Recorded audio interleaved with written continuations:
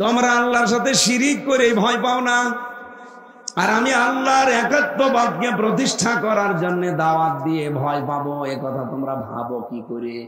মা লাম ইউনাজ্জিল বিহি আলাইকুম সুলতানা, তোমাদের পক্ষে কোনো দলিল নেই, আর আমি যে প্রচার করি দাওয়াত দেই আমার পক্ষে সহিফা আল্লাহ দিয়েছেন। জোরে বলেন সুবহানাল্লাহ। আমাদের যিনি জাতির পিতা, যার সন্তান আমরা দাবি করি, হযরত ইব্রাহিম আমাদের নাম রেখেছিলেন মুসলিম বা মুসলমান, সেই বাবার সন্তান আমরা, তার মতোই কথা বলা দরকার। আজ বাংলাদেশে যারা শিরিক করেন, আল্লাহর তৈরি করা পাঠানো আইন বাদ দিয়ে অন্যের আইন যারা এদেশে কায়েম করতে চান, আপনি শিরিক করে ভয় পান না, আর আমি আল্লাহর আইনের পক্ষে কাজ করে ভয় পাবো।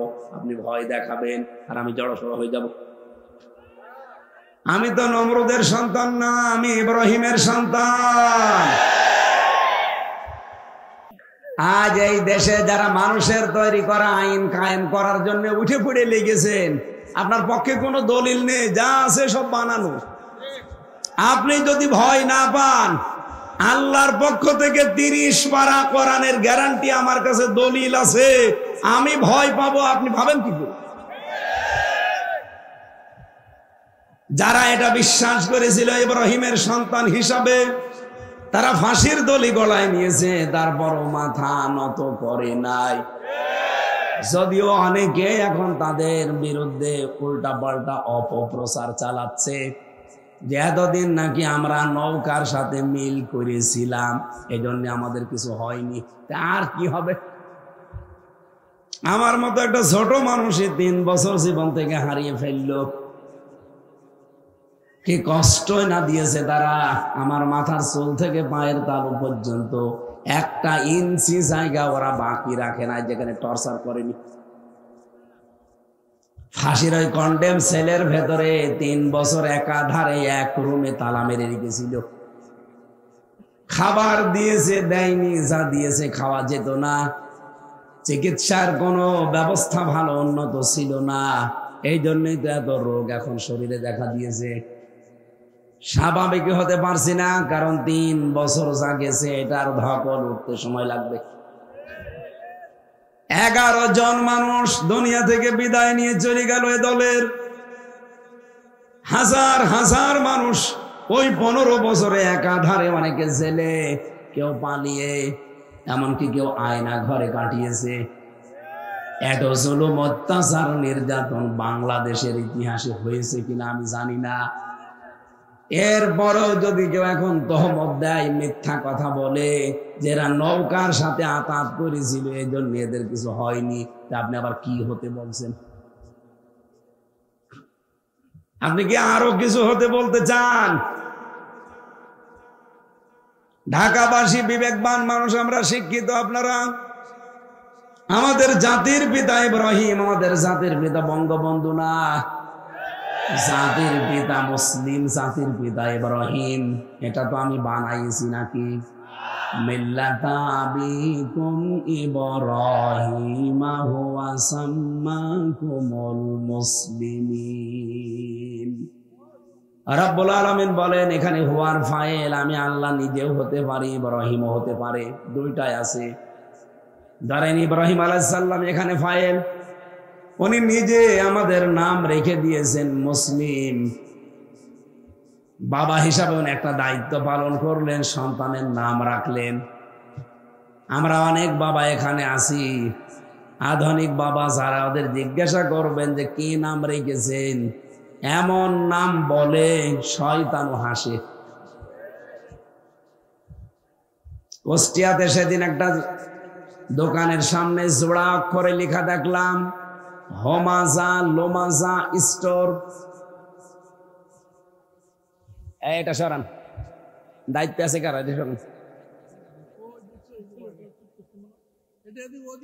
এরা এইভাবে ডিস্টার্ব করলে তো কথা তোলা যায় না।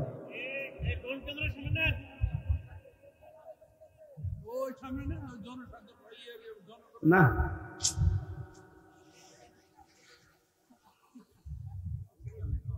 সুবহানাল্লাহ। এই কোন দিকে তাকিয়েছেন ভাই? এটা ইবাদত চলছে আর আপনি ইয়ার কি মারছেন মানে? লা ইলাহা ইল্লাল্লাহ সুবহানাল্লাহ আলহামদুলিল্লাহ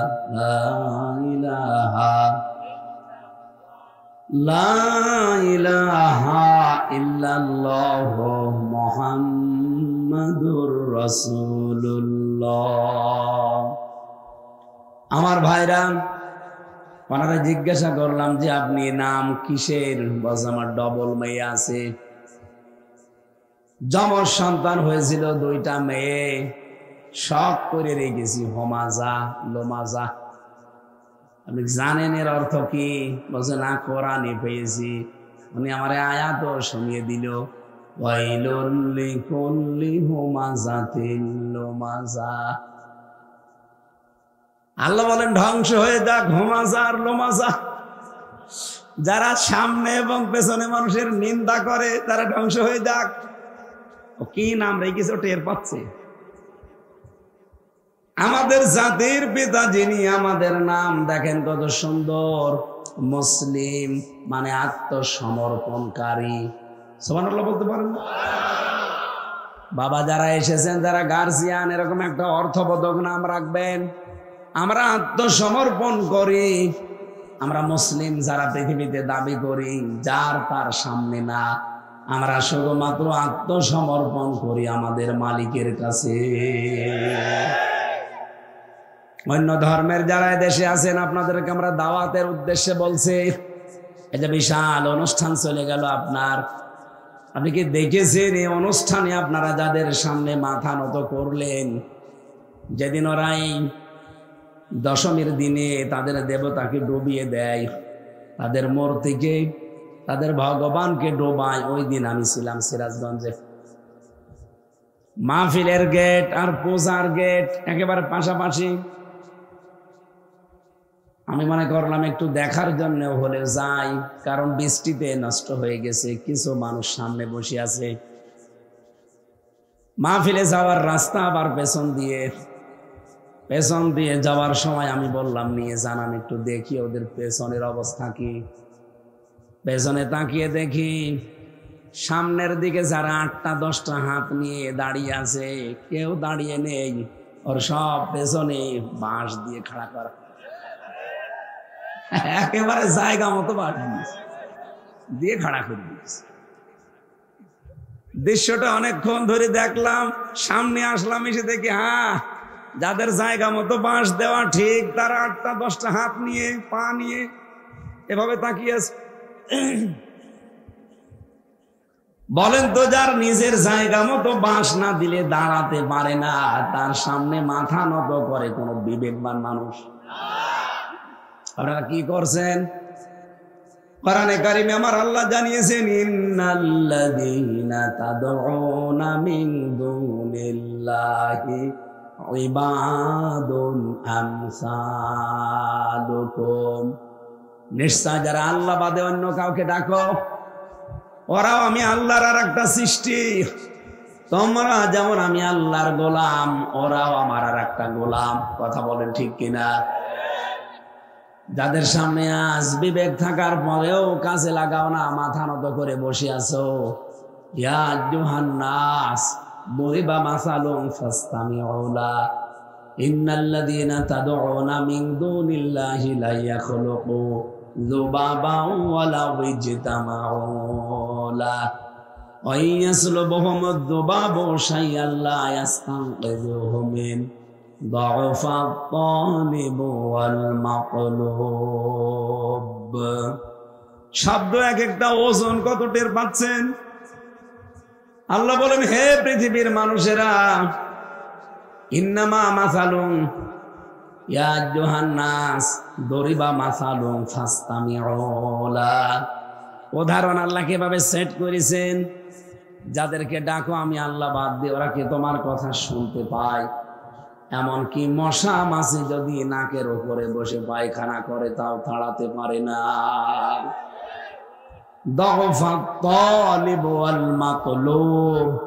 যারা তলব করে এবং যার কাছে তলব করা হয়, এই দুইটাই কত দুর্বল। আপনারা যারা চাচ্ছেন সাহায্য, আপনারা যেমন দুর্বল, যার কাছে সাহায্য চাওয়া হচ্ছে ওইটা আরো দুর্বল। কথা বলেন না কেন?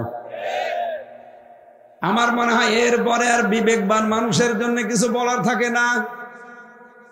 আমি এটা শুধুমাত্র এই কয়জন মানুষের সামনে না, এই আওয়াজ যত দূর যাচ্ছে, সারা বিশ্বে যেখানে আওয়াজ পৌঁছাচ্ছে, সবাইকে উদ্দেশ্য করে বলছি, মূর্তি বোঝা এটা একটা অসারতা, মিথ্যা কল্প কাহিনী ছাড়া কিছু। এর কোনো ভিত্তিও হিন্দু ধর্মে নেই। আপনি হিন্দু ধর্মের গ্রন্থ পুরো পড়ে দেখবেন, মানুষ হয়ে কোনো মাটির তৈরি করা দেবতার সামনে মাথা নত করবে, ভিত্তি পাওয়া যায় কিনা? এগুলো ওদের নিজেদের বানানো ইবাদত। আমরা এই মাটির সামনে মাথা নত করি না, মাটির মালিক যিনি, তার সামনে আমরা আত্মসমর্পণ করি। এই জন্য আমাদের নাম কি? মুসলিম। বলেন বলেন। যে কথাটা তুলতে চেয়েছিলাম এখান থেকে, জাতির পিতা ইব্রাহিম আলাইহিস সালাম জাতির লোকদেরকে বললেন, হে আমার জাতির লোকেরা, আমি ভয় পাবো কি করে? আমি তো আল্লাহর একাত্মবাদ প্রতিষ্ঠার জন্য চেষ্টা চালাই, যার পক্ষে দলিল আছে। আল্লাহ আমার উপরে সহিফা নাযিল করেছে। আর তোমরা যাদের কথা বলো, একটারও কোনো দলিল নেই। এটা দিয়ে বাংলাদেশের সাথে এখন ইব্রাহিম নবীর সন্তান এবং নমরুদের সন্তান ভাগ হয়ে যাবে। নমরুদের সন্তান যারা, তারা মানুষের তৈরি করা নিয়ম নীতি কায়েম করার জন্য চেষ্টা চালাবে। এইটাই তাদের কাছে যুদ্ধ, এইটাই জিহাদ, এইটাই সংগ্রাম, এইটাই তাদের চেতনা। এক কথা বলেন না কেন? কিন্তু ইব্রাহিমের সন্তান যারা, তারা এই পৃথিবীতে আল্লাহর একাত্মবাদ প্রতিষ্ঠার জন্য চেষ্টা চালাবে। দেখবেন প্রতিটি মানুষ যখন ইব্রাহিম আলাইহিস সালামের শেখানো এই দোয়াটা পড়ে নামাজে দাঁড়ায়, এটা যাই নামাজের দোয়া না, এটা আল্লাহু আকবার বলার পরে পড়া লাগে।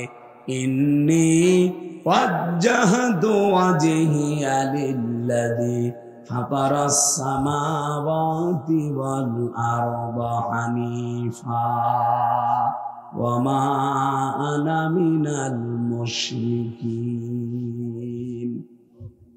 রব্বুল আলামিন বলেন, জাতির পিতা ইব্রাহিম জাতির কাছ থেকে মুখ ফিরিয়ে বলেছিল, আমার এই চেহারা বলতে শুধু এই 3.5 হাত বডি না, মানব জীবন চালাতে যা লাগে সবগুলো এখানে অজহনের ভেতরে শামিল। আমার সন্তানাদি এখানে অজহন, আমার সম্পদ আদি এখানে অজহন, আমার ক্ষমতা এখানে অজহন, আমার যে চেয়ারে আমি বসে আছি এই চেয়ারটা আমার অজহন। সবগুলোকে আজ আমি ঘুরিয়ে দিলাম ওই আল্লাহর দিকে, যিনি আকাশ আর জমিনের উদ্ভাবক। আমি লোক দেখানোর জন্য এটা করি না, হানিফা, আমি মন থেকে এটা করছি, একনিষ্ঠভাবে ইখলাসের সাথে। ওমা আনা মিনাল মুশরিকিন। জাতির লোকেরা এই কথাটা জেনে রাখো, আমি কিন্তু মুশরিক না, শিরিক করি না। আমার প্রশ্ন হচ্ছে, তিনি সর্বশেষে কথা কেন বললেন যে ওমা আনা মিনাল মুশরিকিন? আমি মুশরিক না, আমি কিন্তু শিরিক করি না। আয়াতের ব্যাখ্যা পড়তে গিয়ে সূরা শূরা 13 নম্বর আয়াতের শেষের আগের অংশটা আমি মিলিয়েছি। এদিকে তাকান, খুব গুরুত্বপূর্ণ বিষয়। আজ বাংলাদেশে আল্লাহর আইনের কথা বললে যাদের কাছে ধান্দাবাজি মনে হয়, যাদের কাছে দুনিয়ার কাজ মনে হয়, যাদের কাছে রাজনীতি মনে হয়, তাদেরকে বলছি সূরা শূরা 13 নম্বর আয়াতের শেষের আগে আছে, কাবুরু আলাল মুশরিকিনা মা তাদউহুম ইলাইহি। হে নবী, আপনি তাদেরকে যেদিকে ডাকেন, আসো আল্লাহর দিন কায়েম করি, আল্লাহর বিধানে জমিনে বাস্তবায়ন করি, এ কথা শুনলে সবচাইতে বেশি মন খারাপ হবে, খারাপ লাগবে, রাগ করবে যারা মুশরিক তাদের। আপনি কি মুশরিক না? আপনি নিজে বলছেন যে আমি মুশরিক না, অথচ মুশরিকের আচরণ করছেন আপনি আমার সাথে। বলেন তো, সেই কুষ্টিয়া থেকে পর্যন্ত এই 200 কিলোমিটারের উপরে আমি এসেছি আমার বাবার আইন এদেশে কায়েম করার কথা বলতে। বলেন বলেন, আল্লাহর আইনের কথা বললে আপনার কাছে রাজনীতি মনে হয়? আপনি অবশ্যই যে কোনো ভাবে শিরিক করছেন, আর শিরিক করলে মানুষ হয়ে যায় মুশরিক, আর মুশরিকের কাছে আল্লাহর আইন ভালো লাগে না। এবার এই দেশে যারা আল্লাহর বিধানের কথা কায়েম করতে বললে রাগ করে, মন খারাপ করে, আপনি বিশ্বাস করতে পারেন সে লোকটা শিরিক করছে, হয়তো টের পাচ্ছে না, যে কোনো ভাবে তার দ্বারা শিরিক হচ্ছে, আর শিরিক হলেই লোকটা মুশরিক, মুশরিকের কাছে খারাপ লাগবেই।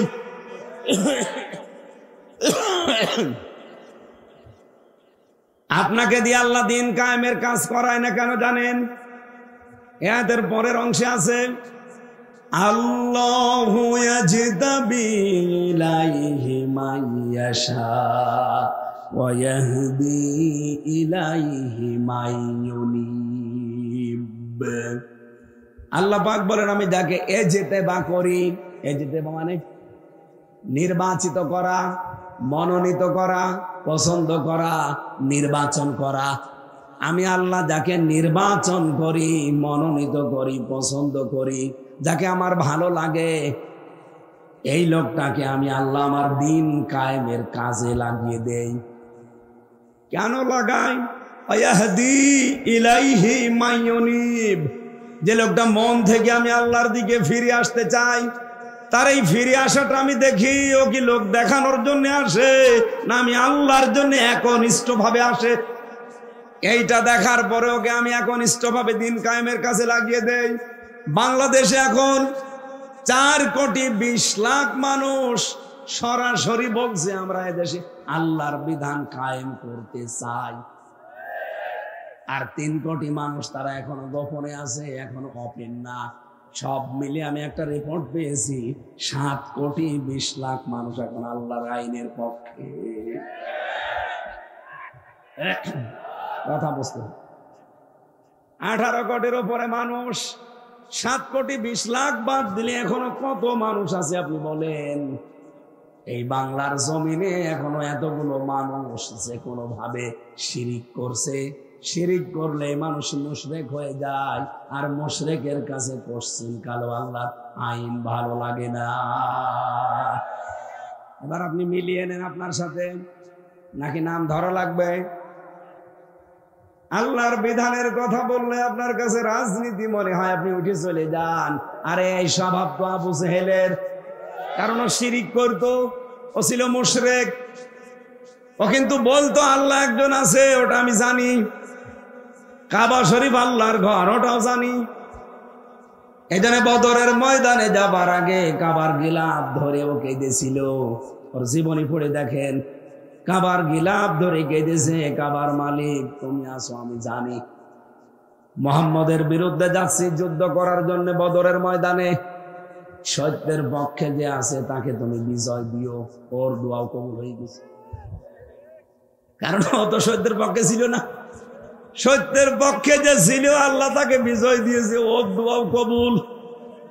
বলেন আবু জেহেল আল্লাহ একজন আছে বিশ্বাস করতো না? আমি কি এটা বানাচ্ছি? কোরআনে কারীম জানিয়েছে, ওয়ালা ইন সালতাহুম মান খালাকাস সামাওয়াতি ওয়াল আরদা লা ইয়াকুলুন্নাল্লাহ ইলা আখিরি আয়াত। কোরআনে কয়েক জায়গা আল্লাহ এরকম আয়াত দিয়েছেন, হে নবী আপনি যদি ওদেরকে জিজ্ঞাসা করেন আসমান আর জমিন কে বানিয়েছে, ওরা গ্যারান্টি দিয়ে বলবে আল্লাহ বানিয়েছে। লা ইয়াকুলুন্নাল্লাহ লামে তাকিদ নুনে সাকিলা। আবু জেহেল পর্যন্ত গ্যারান্টি দিয়ে বলেছে আল্লাহ বানিয়েছে, কিন্তু আর আল্লাহর পাশাপাশি অন্য কাউকে ওই রকম মনে করতো, এই জন্য ওরা মুশরিক। শিরিক কাকে বলে এক কথায় জবাব দিচ্ছি, আল্লাহ যেটা পারে এটা অন্য কেউ পারে এই কথা বিশ্বাস করার নাম শিরিক। আর শিরিক যে করে সে মুশরিক। এ বাংলা বোঝা যাচ্ছে? বলেন এই পৃথিবী বানিয়েছে কে? আবু জেহেল এটা বলতো না? বলতো না? বলতো। কিন্তু নবীজি যখনই বললেন আলা লাহুল খালকু ওয়াল আমরু, এই জমিন আল্লাহ বানিয়েছে, এখানে আইন চলবে আল্লাহর, তখনইও বলেছে না ওইটা আমি মানি না, ওইটা রাজনীতি। আমার মনে হয় বাংলাদেশে এখন অনেকেই আবু জেহেলের ভূমিকায় অবতীর্ণ হয়ে গেছে।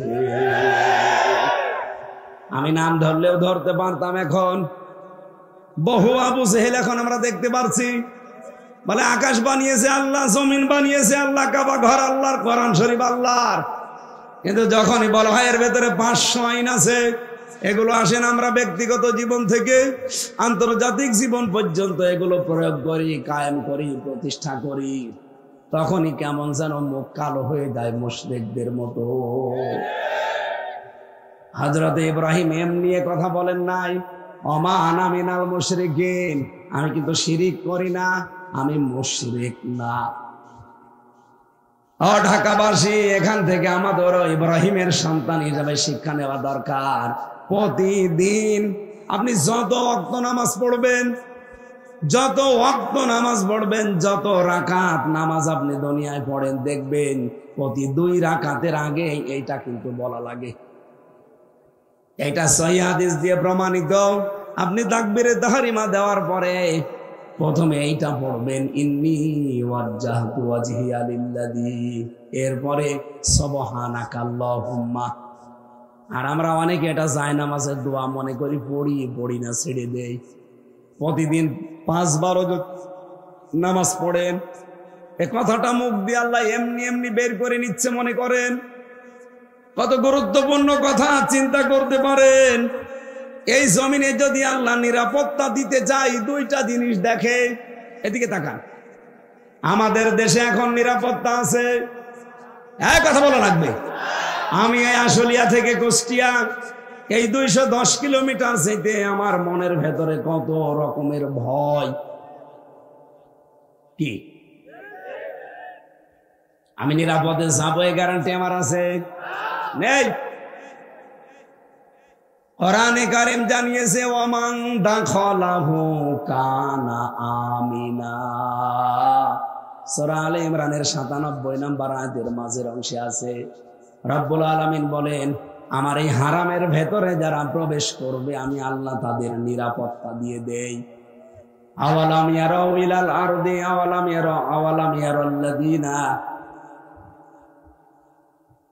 হে নবী আপনি কি দেখেননি ওই জায়গাটা হারামান আমিনাই ওয়ায়াতাখাত্তাফুন নাসু মিন হাওলিহিম, আমার হারামের যে অংশটা এটা পুরাটাই নিরাপত্তা বেষ্টিত, অথচ এর আশপাশে তাকান সেখানে কিন্তু মারামারি, সেখানে কিন্তু বিভিন্ন রকমের অপকর্ম হচ্ছে।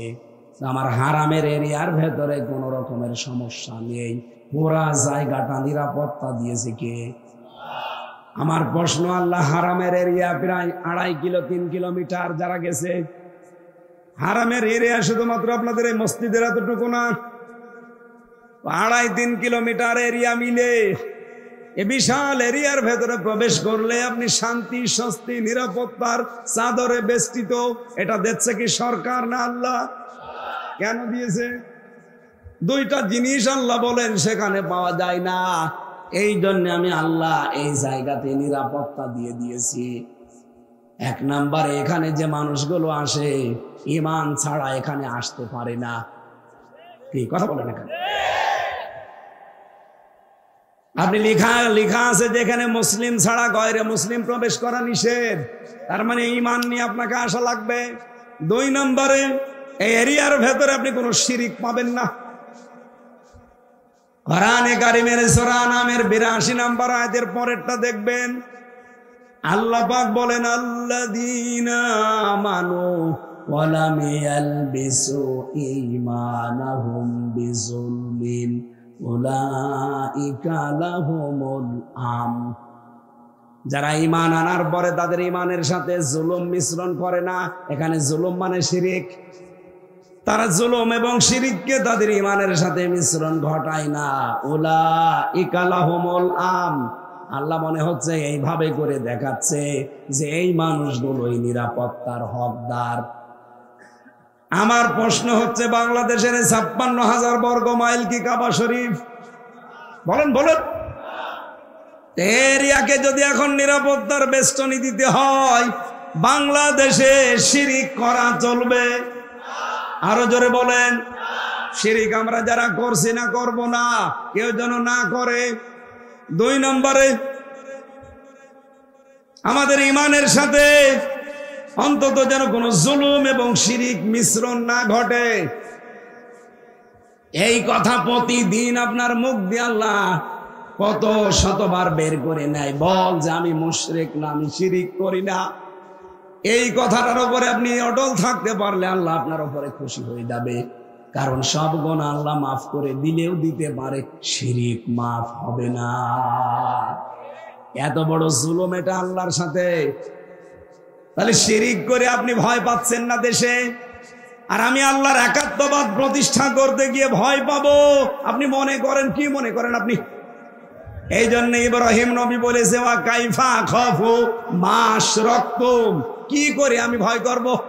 তোমরা শিরিক করে ভয় পাও না, আর আমি আল্লাহর আইনের পক্ষে কথা বলে ভয় পাবো, এটা কোশ্চিন কালো সম্ভব না। তাহলে কাইফা ব্যবহার করা হয় কোন সময়?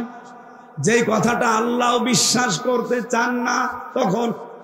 এরকম কোরআনে কারিমে 19 জায়গায় পাবেন আপনি।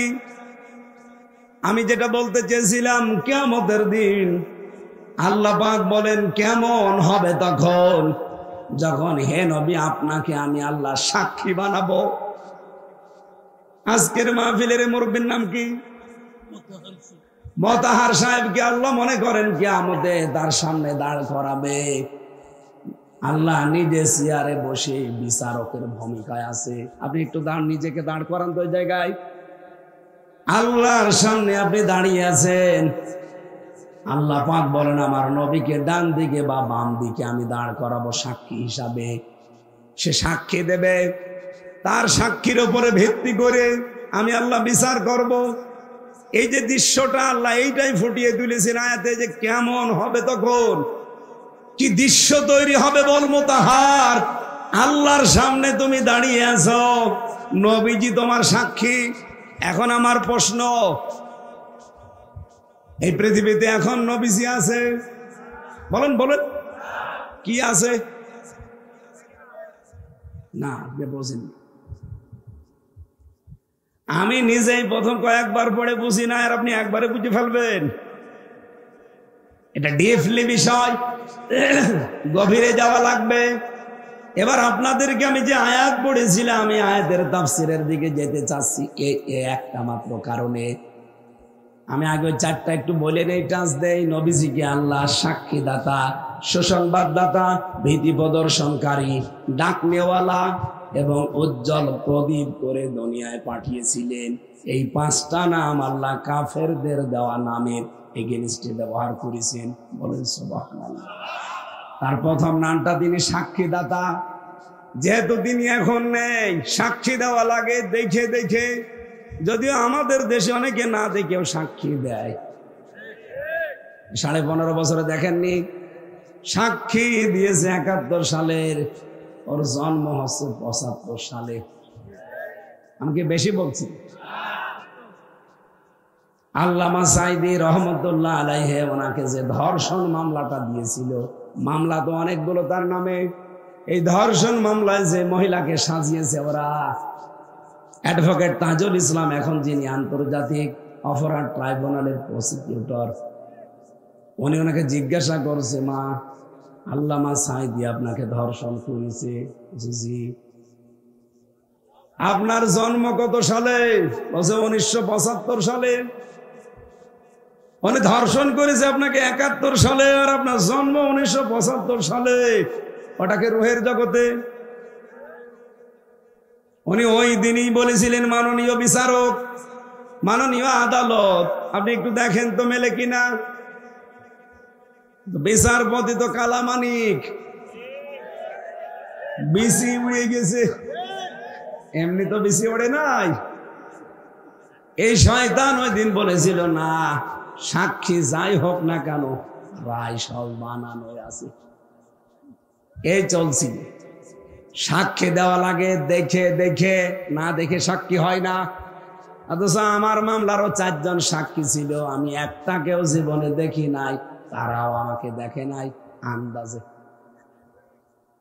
আগস্টের 5 তারিখের আগে তো কিছু বলতে পারি নাই।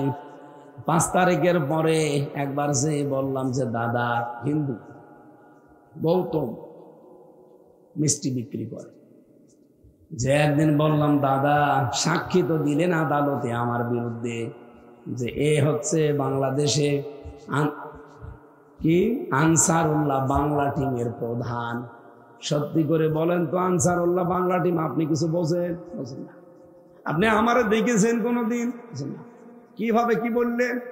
যে আমারে টাকা দিয়েছিল আর বলেছিল এটা বলবি, বলে দিয়েছি, এই ছিল সাক্ষী। কিন্তু মোতাহার সাহেব যখন আল্লাহর সামনে দাঁড়াবে, আল্লাহ নিজে বিচারপতি, যে সাক্ষীটা আল্লাহ হাজির করবে এখানে, যেহেতু রসুলের নাম আছে, রসুল তো আমাদের কাছে নেই, মোতাহারের কাছেও নেই, সাক্ষী দেবে কি করে বলেন? আমি আলেমদেরকেও বলছি, বলেন তো দেখি সাক্ষী দেবে কি করে? সাক্ষী তো দেয় সেই লোকটা যে দেখে, উনি তো দেখেইনি, 1500 বছর আগে উনি বিদায় নিয়েছে, কি করে সাক্ষী দেবে? আয়াতের আধুনিক তাফসির দেখবেন। এই জন্যে আমি তাফসির মাহফিলে আলেমদেরকে আসতে বলি, আপনি আধুনিক তাফসির দেখবেন। নবীজি এই হাদিস আমি যেটা পড়েছিলাম, আনা খাতামুন নাবিয়্যিন লা নাবিয়্যা বাদি, আমি শেষ নবী, আমার পরে কোন নবী রাসূল দুনিয়ায়, বলেন বলেন। কিন্তু হ্যাঁ, হাদিসটা শেষ হয়নি, এখনো 3-4 লাইন আছে। নবীজি বলেন আল উলামা ওয়ারাসাতুল আম্বিয়া, এই পৃথিবীতে যারা আলেম তারা আমি নবীর ওয়ারিস, উত্তরাধিকারী, নায়েবে রাসূল। আমি বিদায় নিলাম ঠিক, কিন্তু আমার নায়েব রেখে গেলাম, আমার স্থলাভিষিক্ত। এই আলেমরা যখন থাকবে, ওই জামানায় যে উম্মত উল্টা পাল্টা কাজ করবে, আলেমরা হবে তার সাক্ষী। সুতরাং হাফিজুর মাওলানা নামের আগে আলেম লেখা আছে, উনি এলাকায় যারা বসবাস করেন তাদের জন্য কিয়ামতের দিন উনি সাক্ষী হবে। ওনাকে আল্লাহ তার ডান পাশে বাম পাশে দাঁড় করাবে, জিজ্ঞাসা করবে হাফিজুর এই লোকটা কেমন ছিল বল, যেহেতু রসুল নেই উনি রসুলের নায়েব। হ্যাঁ, কথা বলছেন না কেন? এখন হাফিজুরের মতো যারা মাওলানা আমরা আছি, বগল বাতাসি কাজ হয়েছে, তার বিরুদ্ধে বলবো। এখন মাওলানা আবার মাওলানার মতো হওয়া লাগবে তো। মাওলানা যদি হয় ফরদউদ্দিন মাসুদের মতো, ওর বিরুদ্ধে তো সাক্ষী দেবে। এক কথা বলছেন না? মাওলানা হওয়া লাগবে মাওলানার মতো। এখন মাওলানা কারা? ইমাম ইবনে তাইমিয়া রাহমাতুল্লাহ আলাইহি বলেন 3টা গুণ যার ভেতরে পাওয়া যাবে সেটা হচ্ছে আলেম, যাদেরকে আমরা মাওলানা বলে ডাকি। 1 নম্বরে ওটা দুনিয়াতে যত দিন আছে আল্লাহর কালাম নিয়ে সে ব্যস্ত থাকবে, গবেষণায়। আজ আছে কোরআন নিয়ে গবেষণা করার মতো আলেম নেই। 2 নম্বরে আল্লাহর ইবাদতে নিজেকে মগ্ন রাখবে। ইবাদত তো আমরা পাই না, খালি নামাজ পড়া, রোজা রাখায়, কালো জব্বা গায়ে দেওয়া ইবাদত না। খায়রুন নাস মাইয়ানফাউন নাস, উত্তম মানুষ আল্লাহর কাছে ওইটা যার দ্বারা মানুষের উপকার হচ্ছে এবং হবে। নবীজি কিন্তু খায়রুন নাস বলার পরে মাই ইয়ানফাউন নাস দিয়েছেন। ইয়ানফাউ মোজারে, বর্তমান ভবিষ্যৎ, প্রেজেন্ট ফিউচার। ইয়ানফাউন নাস না বলে যদি বলতেন ইয়ানফাউল মুসলিমুন, যা মুসলমানের উপকার যারা করে, এই মানুষগুলো দুনিয়ায় উত্তম না। ইয়ানফাউন নাস, যারা মানুষ হয়ে মানুষের উপকার করছে, ভবিষ্যতেও করবে। আল্লাহর নবীর ভাষায় আল্লাহর কাছে তারা শ্রেষ্ঠ মানুষ। তাহলে ইবাদত হবে মানুষের উপকার যারা করে, এটা সর্বশ্রেষ্ঠ ইবাদত। কথা বলেন না কেন? আমার তেলাওয়াত কিন্তু আয়াতের একটা ব্যাখ্যায় দেখবেন এই পয়েন্টটা আসবে। এদিকে তাকান। 3 নম্বরে সে আল্লাহর নিষিদ্ধ কাজগুলো সাধ্য মতো ছেড়ে দিয়ে চলার চেষ্টা করবে। এই 3টা গুণ যার ভেতরে আছে সে হচ্ছে আলেম। এই আলেম কিয়ামতের দিন মোতাহারের পক্ষে বিপক্ষে সাক্ষী দেওয়ার জন্য দাঁড়িয়ে যাবে। আমি আশা করি কথা বোঝাতে পেরেছি। সুতরাং আলেমদের সাথে আপনি চিন্তা ভাবনা করে চলবেন, যদি প্রকৃত আলেম হয়ে থাকে। আর যদি আলেম নামেও জালেম হয় ওরই বিচার করবে কে? আমরা সূরা এটা আরাফ, সূরা আরাফের 157 নম্বর আয়াতের 4 ভাগের 1 ভাগ পড়েছি। আমি যতটুকু আয়াত নিয়ে স্টাডি করা আছে আমি অল্প সময়ে ডেলিভারি দেওয়ার চেষ্টা করছি। রব্বুল আলামিন বলেন, আল্লাযীনা আমানু ওয়া লাম ইয়ালবিসু ঈমানাহুম বিযুলমিন উলাইকা লাহুমুল আমনু ওয়া হুম মুহতাদুন। এদের মূল কথাগুলো আগে বলে নেই। বিশ্ব নবীকে আল্লাহ 6টা কাজ আয়াতের ভেতরে দিয়েছেন। কয়টা? আরো জোরে বলেন। আমাদের করণীয় 4টা। কয়টা? নবীজির পরিচয় আছে 3টা। 3, 6 আর 4 কত হয়?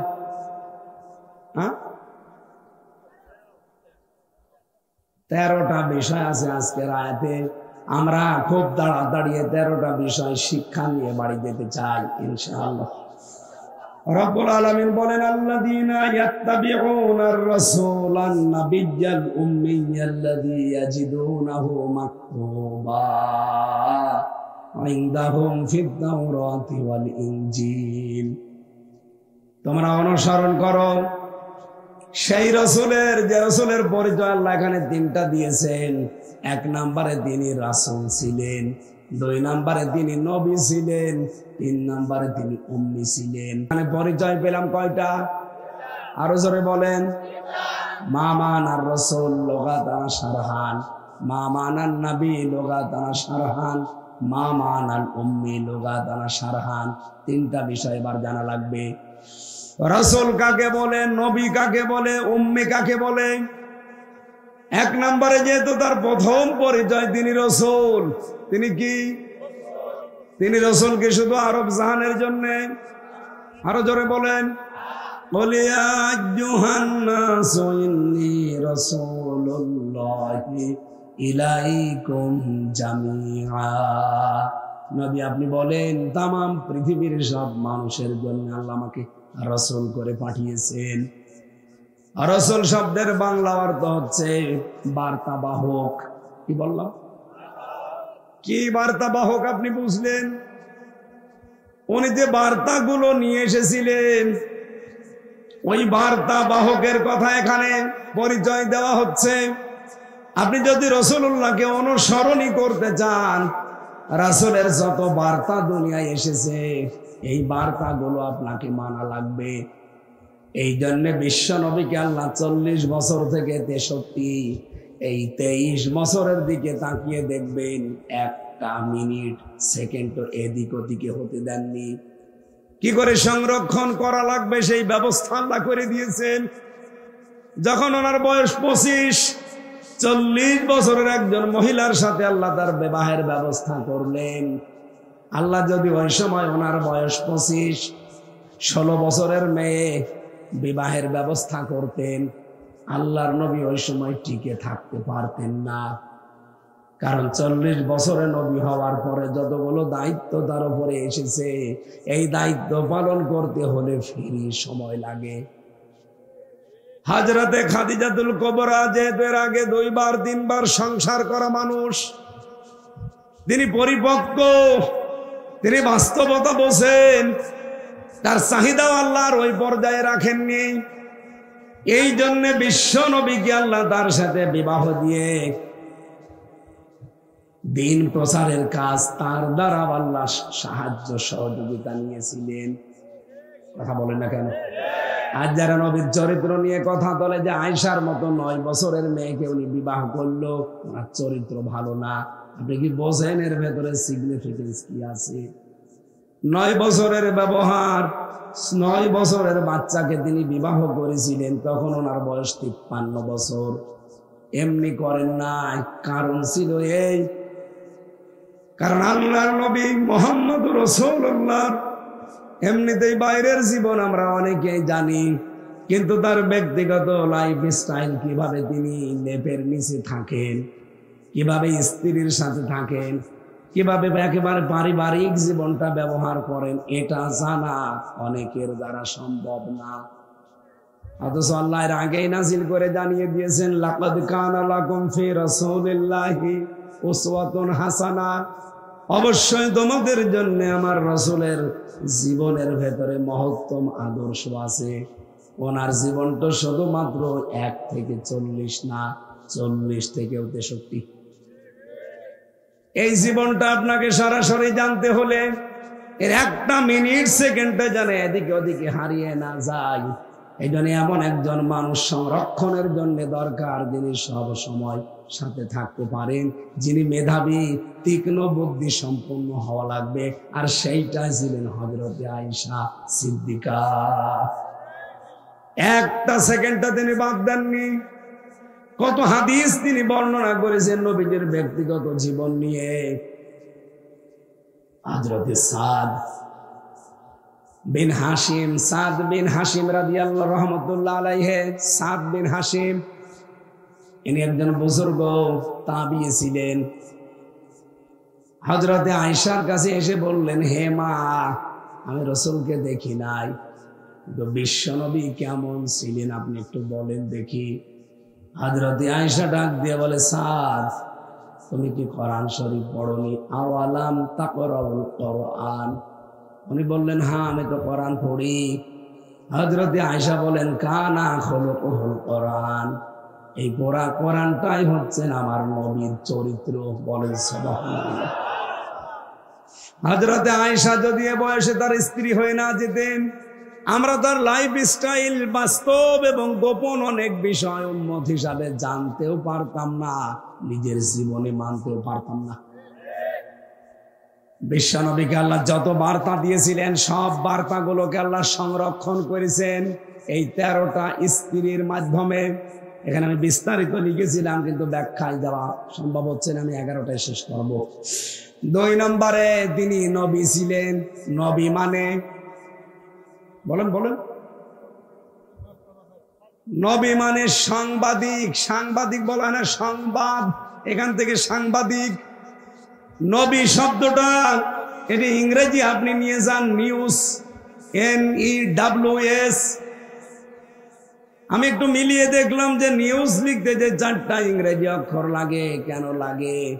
N দিয়ে নর্থ, E দিয়ে ইস্ট, S দিয়ে সাউথ, W দিয়ে ওয়েস্ট।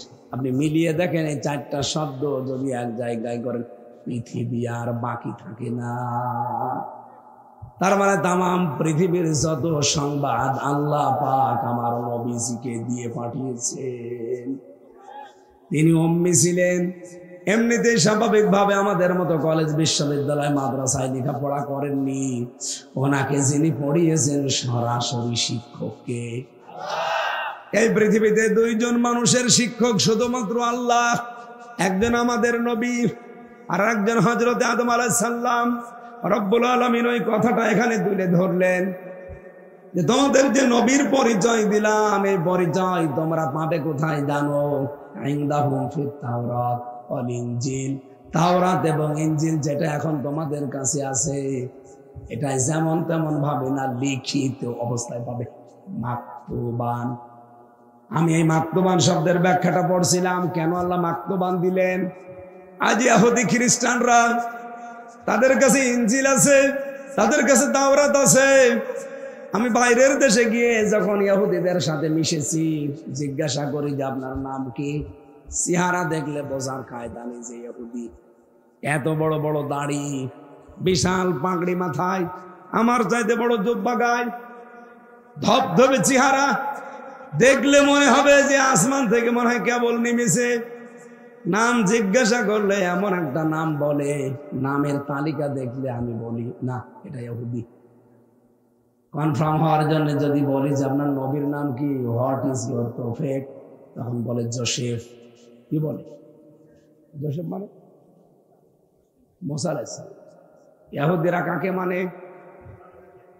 খ্রিস্টানদের সাথে মিশেছিলাম, জিজ্ঞাসা করলাম যে আপনার নাম কি? নাম শুনি আমি, নামের তালিকা যেহেতু জানি যে খ্রিস্টানদের নাম এরকম হয়, নাম শুনে বুঝে ফেলেছি যে মুসলমান না খ্রিস্টান। কনফার্ম হওয়ার জন্য যে হোয়াট ইজ ইয়োর প্রফেট, নবীর নাম কি, তখন বলে যিশু। যিশু মানে ঈসা আলাইহিস সালাম। আপনি লিখিত অবস্থায় তাদের তাওরাতে, তাদের ইনজিলে যেটা তারা মাইনে চলে, যদিও তারা পরিবর্তন করে ফেলেছে, এই সমস্ত বাইবেলে, ওল্ড টেস্টামেন্ট, নিউ টেস্টামেন্টে লেখা আছে, দেখবেন আমাদের নবীর নাম যদি 99 জায়গায় থাকে, মুসা নবী, ঈসা নবীর নাম এক জায়গায় আছে। আল্লাহ বলেন ইনদাহুম ফিত তাওরাত ওয়াল ইনজিল, তোমাদের কাছে যে তাওরাতের ইনজিল আছে, এখানে আমি যেমন তেমন না, লিখিত অবস্থায় নবীর ওই পরিচয়গুলো তুলে ধরেছি। ইয়াতি মিন বাদি ইসমুহু আহমদ, তোমাদের পরে একজন আসতেছে যার নাম হবে আহমদ, আমরা ডাকি মোহাম্মদ বলে ডাকি, সাল্লাল্লাহু।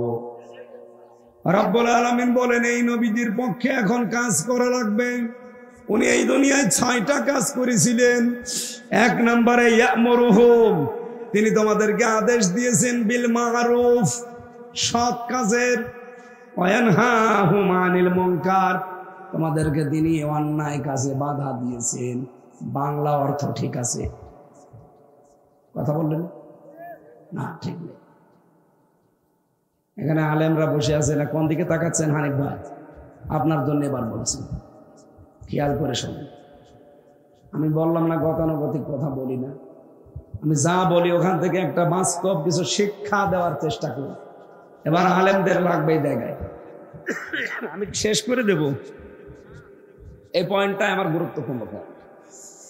ইয়ামুরুহুম বিল মারুফ ওয়া ইয়ানহাহুম আনিল মুনকার, তিনি তোমাদেরকে ভালো কাজের আদেশ দেন, অন্যায় কাজে বাধা দেন।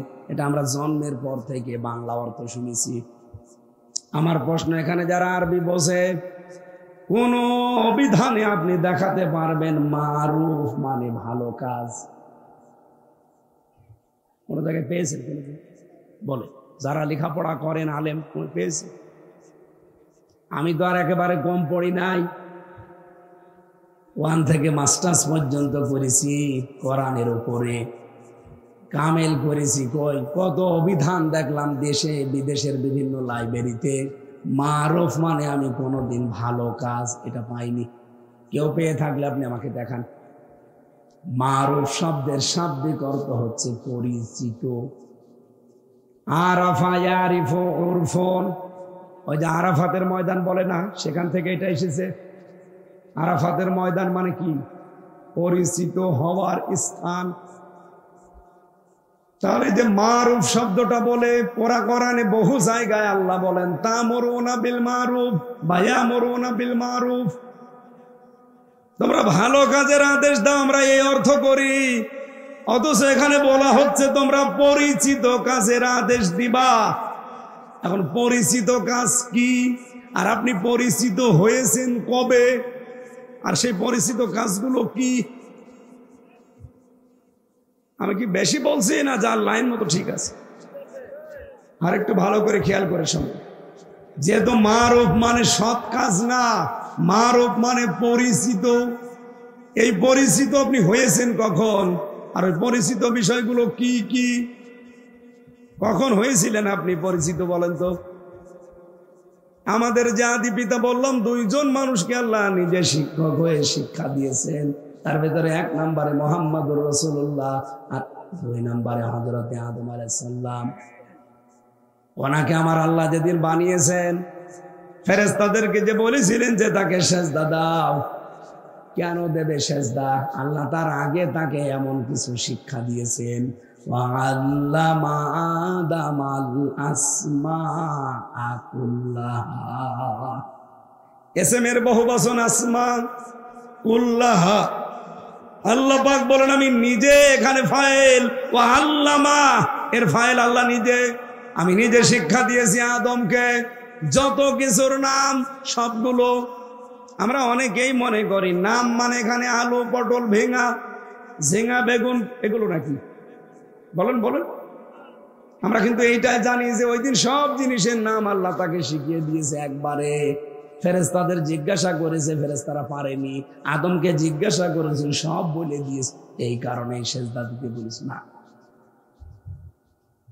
গভীর ভাবে চিন্তা করেন এই আয়াতের শব্দগুলো নিয়ে।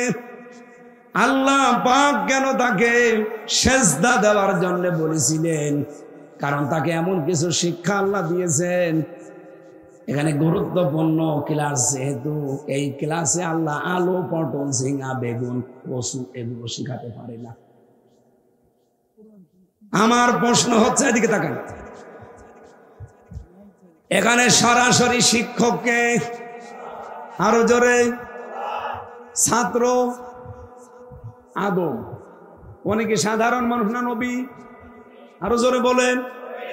তাম পৃথিবীতে যত মানুষ আসবে কিয়ামত পর্যন্ত সবার উনি কি পিতা? আরো জোরে বলেন। সরাসরি শিক্ষক আল্লাহ, ছাত্র নবী, আর জায়গা যেটা ক্লাস কোথায়? জান্নাতে। আপনি কি বাস্তবতা কিছু বুঝলেন? এখানে ক্লাসরুম এমনি এমনি ক্লাস করা লাগে না। ক্লাস 1 এর, ক্লাস 2, 3, 4 এর ক্লাস। আর যারা গবেষণা করে, পিএইচডি হোল্ডার, যারা এফসিপিএস, এফআরসিএস করছে গবেষণায়, তাদের ওই ক্লাস 1। বলেন বলেন। আমি বাইরের দেশগুলোতে গেলে আগে লাইব্রেরিতে যাই। মালয়েশিয়ার ইন্টারন্যাশনাল ইসলামিক ইউনিভার্সিটির লাইব্রেরিতে গিয়েছিলাম, বিশাল। এখানে যে গবেষণাগার আছে, যারা এখানে ডক্টরেট করছে, পিএইচডি করছে, ওদের গবেষণাগারে যে সমস্ত সরঞ্জামাদি, যে সমস্ত যন্ত্রপাতি, গবেষণা করার জন্য যে সমস্ত মাল ম্যাটারেস আছে, আমাদের বাংলাদেশে কোনো বিশ্ববিদ্যালয় একটাও আমি পাইনি। কারণ এই পৃথিবীতে 257টা দেশ, 1000 বিশ্ববিদ্যালয়ের একটা তালিকা আছে, মার্কিং করা আছে, কিন্তু 1000 বিশ্ববিদ্যালয়ের ভেতরে বাংলাদেশের একটাও নেই। কারণ সেই মানের পড়াশোনা নেইতে যাবে কি করে?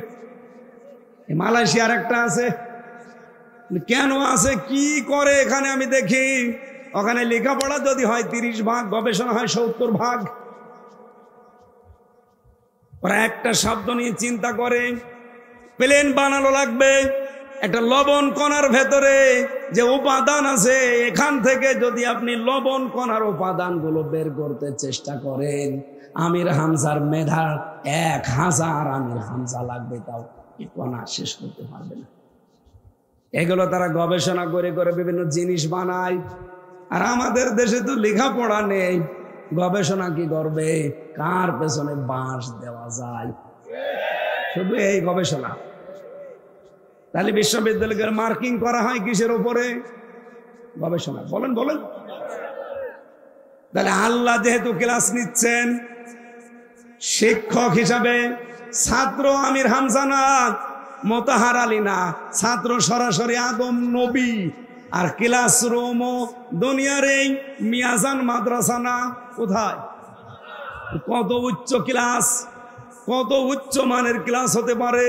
ওই ক্লাসে আপনার কি মনে হয় আল্লাহ আলু, পটল, ভেঙা, ঝিঙ্গা, বেগুন, কচু এগুলোর নাম শিখিয়েছে? কি শিখিয়েছি? সেইটার নাম ইয়ামুরুহুম বিল মারুফ। তিনি তোমাদেরকে পরিচিত কাজগুলোর আদেশ দেন।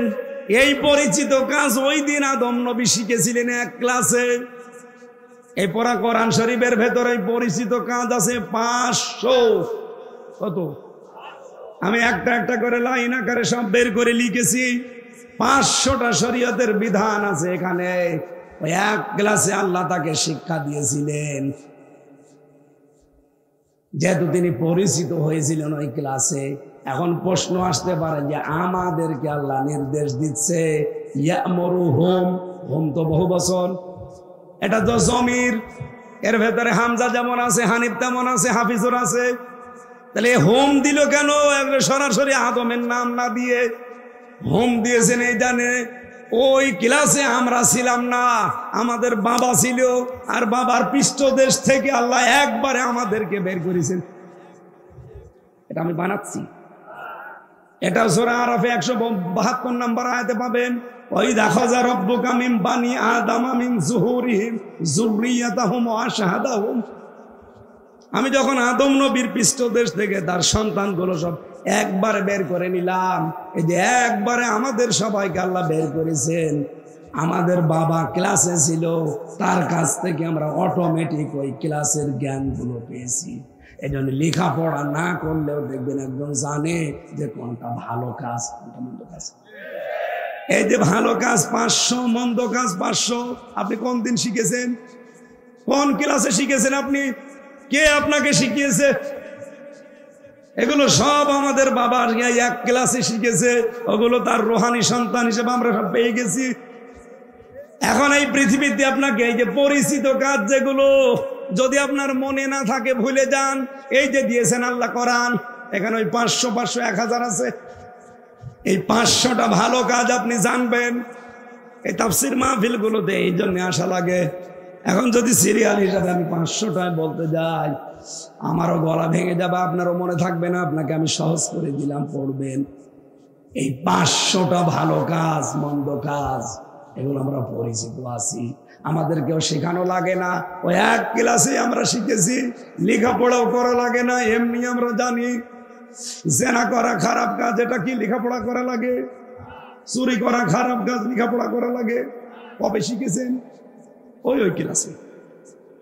যেহেতু ওটা গবেষণা ধর্মী ক্লাস ছিল, গুরুত্বপূর্ণ ক্লাস, একবারও ক্লাসে আমরা যা পেয়েছি দুনিয়ায় এসে শুধু ঝালাই করব, মিলাবো, মনে করব, আর দুনিয়াতে আমরা বাস্তবায়ন করব। তাহলে আমাদেরকে এই পরিচিত কাজের আদেশ করা লাগবে, ওয়ানহাহুম আনিল মুনকার, আর নিষেধ করা লাগবে অন্যায় কাজের। মুনকার শব্দের শাব্দিক অর্থ যেটা আপনার বিবেক মেনে নেয় না। আল্লাহ যেহেতু নাহা শব্দটা দিয়েছেন, নাহা মানে শুধু নিষেধ করা না, নাহা মানে বাধার প্রাচীর তৈরি করা। এখানে স্রোত চলছে, আমি আর হাফিজুর মৌলানা যে যদি বলি ফো দিলাম, বন্ধ হয়ে যা হবে, এটা বাধার প্রাচীর দেওয়া লাগবে, আইল দেওয়া লাগবে, বাধাল দেওয়া লাগবে। একথা বলছে না? এই দেশে যে অন্যায়গুলো হবে, এটা শুধু ওয়াজের দ্বারা বন্ধ হবে না, নসিহত করলে বন্ধ হবে না, এটা বাধার প্রাচীর তৈরি করা লাগবে। সেই বাধা দেওয়ার জায়গায় গিয়ে 54 বছরে ইসলাম গেছে। আজ বাংলাদেশে 54 বছরে ইসলাম অনুরোধের জায়গায় আছে, বাধা দেওয়ার জায়গায় নেই। আমরা এবার ইসলামকে শুধু অনুরোধ না, বাধা দেওয়ার জায়গায় নিয়ে যেতে চাই। আর এটাকে অনেকে রাজনীতি মনে করছে। আপনি এটা করেন, আপনার পেছনে আমি আছি। যারা করবে তাদের পেছনে থাকা লাগবে। এ নির্দেশ কার? ওয়ানহাহুম, এটাও বহু বছর, আনিল মুনকার। এরপরে ইউহিল্লু লাহুমুত তাইয়্যিবাত ওয়া ইউহাররিমু আলাইহিমুল খাবাইস ওয়া ইয়াদাউ আনহুম ইসরাহুম ওয়াল আগলাল আল্লাতী কানাত আলাইহিম। অনেকগুলো কথা ছিল, আমার কণ্ঠ বসে যাচ্ছে, আর কথা বলা এখন ঠিক হবে না, আগামীতে আবার দেখবো ইনশাআল্লাহ। আল্লাহুম্মা আমিন। লা ইলাহা ইল্লাল্লাহ, লা ইলাহা ইল্লাল্লাহু ওয়াহদাহু লা শারীকা লাহু, লাহুল মুলকু ওয়া লাহুল হামদ ওয়া হুয়া আলা কুল্লি শাইইন কাদির। রব্বুল আলামিন যেভাবে আরম্ভ করেছিলাম, রাত শেষ হয়ে গেলে মেরা বাড়ি যেত না। এত গবেষণা ধর্মী কথা এর ভেতরে আছে।